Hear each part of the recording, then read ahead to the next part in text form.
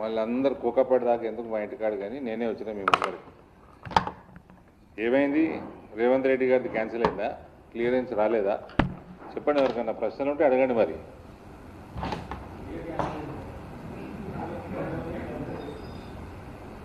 ఇప్పుడు ఒకటి అడుగుతా మిమ్మల్ని, ముఖ్యమంత్రి అనేవాడు విదేశీ పర్యటన వెళ్ళినప్పుడు క్లియరెన్స్ తీసుకోవాలా లేదా? తీసుకోవాలి కదా.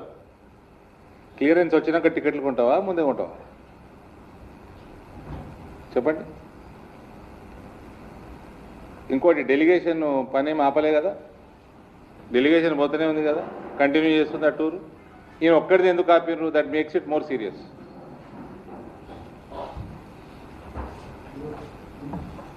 That makes the issue more serious. నేను మీ అందరికి రిమైండ్ చేస్తున్నా, 3-4 ఏళ్ల కింద కేసీఆర్ కంటే ఎక్కువ డేంజరస్ ఉంటాడు రేవంత్ అని నేను మాట్లాడిన మీడియాలో. He'll prove to be more dangerous to the state than KCR.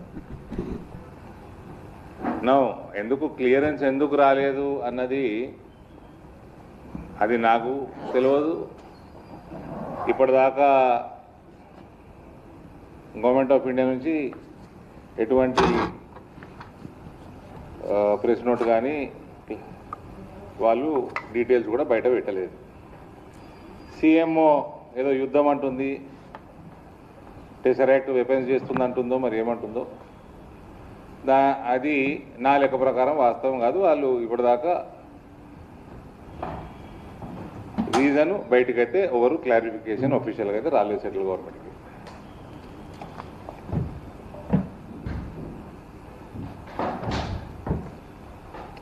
ఈయన పాస్పోర్ట్ కూడా 2 వారాల కిందనే కోర్టు ఇచ్చి ఇష్యూ చేసిందట కదా.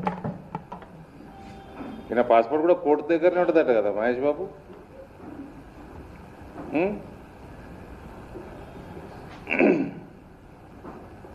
ఇంజనీరింగ్ కాలేజు, ఇంజనీరింగ్ చదువు, ఇంజనీరింగ్ స్టూడెంట్స్ని క్రిమినల్ వేస్ట్ అన్న అలెజ్డ్ క్రిమినల్ ఈయన ఎక్కడ పోవాలన్నా ప్రతిసారి కోర్టుకు పోయి అడుక్కొని పాస్పోర్ట్ తీసుకొని పోవాలి మన ముఖ్యమంత్రి. అది మన ముఖ్యమంత్రి పరిస్థితి.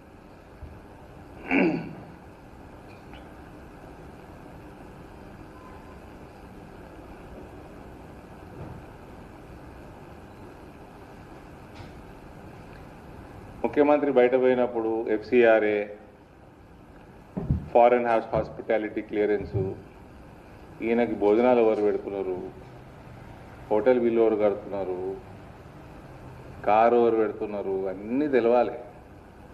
జార్జ్ సోరోస్ పెడుతున్నాడా, జార్జ్ సోరోస్ ఫండ్ చేసిన ఏజెన్సీలు పెడుతున్నాయా, భారత వ్యతిరేక సంస్థలు పెడుతున్నాయా, అన్నీ తెలవాలి కదా. క్లియరెన్స్లు అంత ఈజీగా ఎట్లా వస్తాయి? క్లియరెన్స్ రాకుండా టికెట్ ఎందుకు కొనుక్కున్నావు?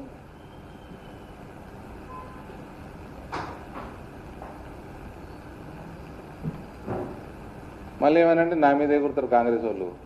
ఫోన్ చేశారు మీరే, నా మీద ప్రెస్ మీట్లు పెడుతున్నదాన్ని.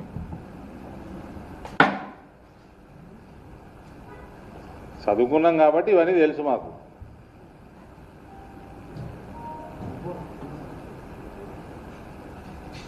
చెప్పమంటారా?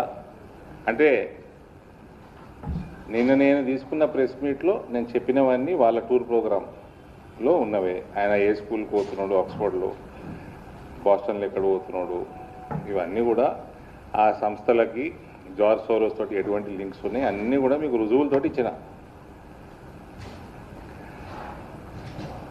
ఈయన MIM అక్బరుద్దీన్ ఓవైసీ కూతురు పెళ్ళి అటెండ్ అవుతున్నాడు లండన్లో. అది ఎందుకు ఈయన టూర్ ప్రోగ్రాంలో పెట్టలేదు?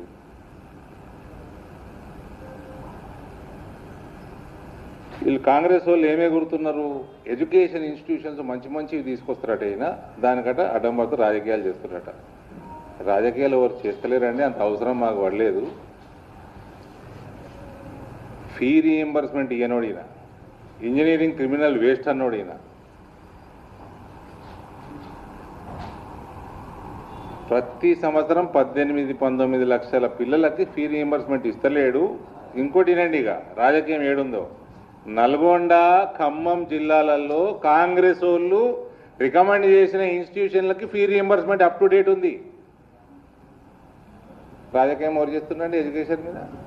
కొద్దిగా సిగ్గుండాలా ముఖ్యమంత్రికి? ఒక 2 ఇన్స్టిట్యూషన్లు డీటెయిల్ కూడా ఇస్తాను, నేను పేరు కూడా ఇస్తాను, రసీదులు కూడా ఇస్తాను, పిల్లగాళ్ళకి పైసలు వచ్చినాయి.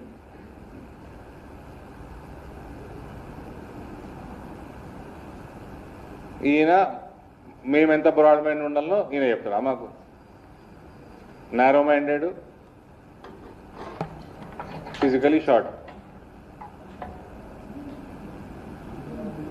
నన్ను గుండు గుండు అనే బదులు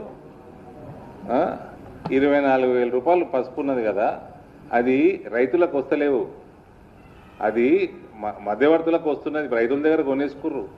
రైతులు 4 నెలలు ఆపుకొని రేట్లు మంచిగా ఉన్నప్పుడు అమ్ముకునేటట్టు వాళ్ళు 1000 రోజులలో పెట్టేటట్టు ఏమన్నా ఈ సబ్సిడీ లేకపోతే ఏమన్నా బోనసి చేత కదా? మీ ప్రభుత్వాలు, మీ ముఖ్యమంత్రులు కూడా, మీ పిసిసి ప్రెసిడెంట్లు, మీరు అందరూ ప్రామిస్ చేసిందే పసుపు బోర్డు. నీ 2018 ఎలక్షన్ మేనిఫెస్టోది ఏమైనా చేసేది ఉంటే చేయి.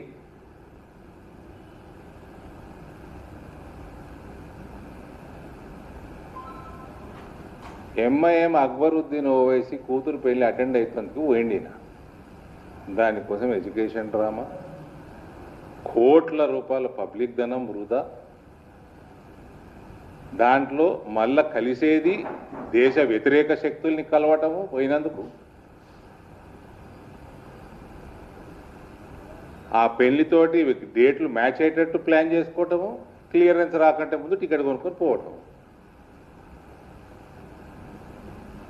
ఇది ముఖ్యమంత్రి చేసే పనులు అవన్నీ. నీ పెళ్లి అటెండ్ అయ్యేదంటే నువ్వు సొంత పైసలు పెట్టుకో, టికెట్ వేసుకో, కొనుక్కొని పోయిరా.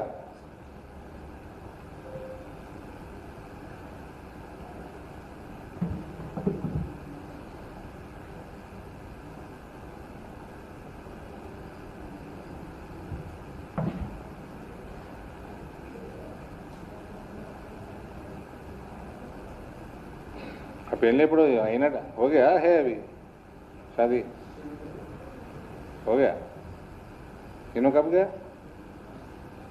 उसलिए क्लियरेंस आने से पहले गया इधर this is your chief minister I am ashamed to call him my chief minister this is your chief minister नहीं please carry it I'm talking in English to attend MIM's MLA Akbar's daughter's marriage, okay, he can attend, there is no issue. He could have planned earlier and applied clearance. Without getting clearance, he travelled, he booked his tickets through public money, wasted tens of crores of rupees to attend a wedding. This is how silly our Lilliput is.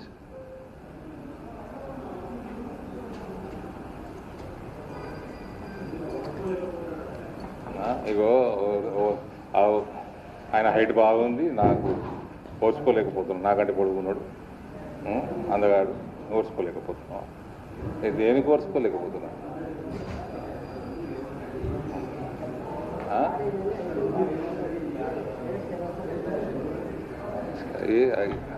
ఇంకెక్కువ సాగుతాయి, దమ్ముంటే కడిగి. ఏం చేస్తారు సేవను? మేమేం మాట్లాడుతున్నాం? ఆయన ప్రశ్న అడిగితే జవాబు చెప్పరా ఆయన అంటే ఇంజనీరింగ్ వేస్ట్ అని నేను అన్నానా? పాలిటెక్నిక్ వల్ల ఇప్పుడు చౌరస్తా మీద వదిలేసారు పాలిటెక్నిక్ చదివేటోళ్ళు, నేను చేసినా. ఫీ రీఎంబర్స్మెంట్ ఇవ్వకుండా వందలాది కాలేజీలు బంద్ అయ్యే పరిస్థితికి వస్తుంది, అది నేను చేసినా. ఇవన్నీ వాగ్దానాలు నేను చేసినా? చెప్పండి. తెలంగాణకి 3 దిక్కుల సముద్రం నేను తెచ్చిన్నా?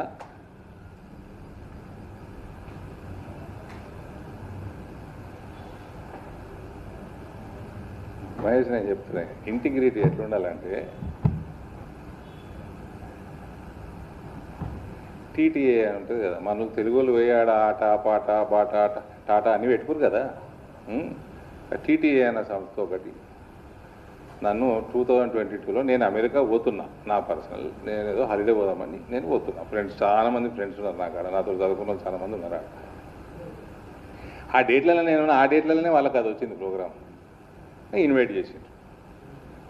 సరే వస్తలేదు తీయన్న, ఎందుకంటే నా కాన్స్టిట్యున్సీలో వాళ్ళకి మల్లారెడ్డి అనుకుంటా ఆయన పేరు, ఆయనకి ఇది ఉంది, ఏది అగ్రి పార్క్ ఉంది నందిపేట. నాకు బిజినెస్ క్లాస్ టికెట్ ఇస్తా అన్నారు.